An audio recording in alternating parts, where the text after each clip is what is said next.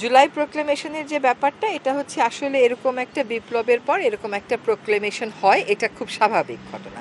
কিন্তু সেই সময় ঘটনা প্রবাহ খুব দ্রুত ঘটে গেছে। একটা কোটা বিরোধী আন্দোলন থেকে একটা সরকারের পতন হয়ে গেছে।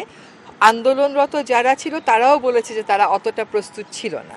আমরা যারা পরবর্তীতে দায়িত্ব নিয়েছি, আমরাও নিয়েছি 3 দিন পরে, এবং আমরাও কেউ রাজনীতিবিদ নই। ফলে প্রোক্লেমেশনের প্রয়োজনীয়তা আমরা তখনই ফিল করেছি, একই সাথে আমরা ঐক্যের প্রয়োজনীয়তাটাও অনুভব করেছি।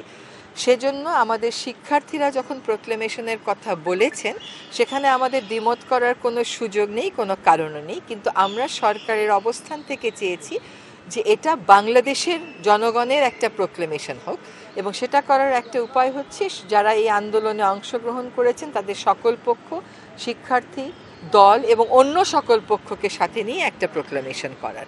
ফলে সেই প্রক্রিয়াটা আসলে শুরু করার প্রেক্ষিতেই পরবর্তীতে আপনারা দেখেছেন যে সরকারের পক্ষ থেকে একটা প্রেস রিলিজ আপনাদেরকে পাঠানো হয়েছে। কাজেই ছোট কথায় উত্তর হচ্ছে যে সকলের সাথে কথা বলার প্রক্রিয়াটা শুরু হয়েছে, এখন হয়তো ড্রাফটিং এর প্রক্রিয়ায় আমরা যাব।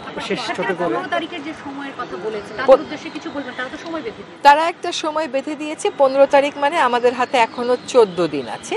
তারা যারা সময় বেঁধে দিয়েছে তারা তো প্রোক্লেমেশনের জন্য আসলে নিজেরা প্রস্তুতি ছিল, তবে তারাও কিন্তু প্রথম থেকে এটা ক্লিয়ার করেছে যে তারাও চাচ্ছে সকল দলমত নিয়ে। কিন্তু যে সময় থেকে যে সময়ের মধ্যে চাওয়া হয়েছে, আমাদের হাতে যথেষ্ট পরিমাণ সময় ছিল না একটা ঐক্যমতে পৌঁছানো। সেজন্যই আমি মনে করি যে 14 দিনের মধ্যে আমরা অবশ্যই বিষয়টা ইতিবাচকভাবে দেখব, এটা অসম্ভব কোনো কিছু নয়।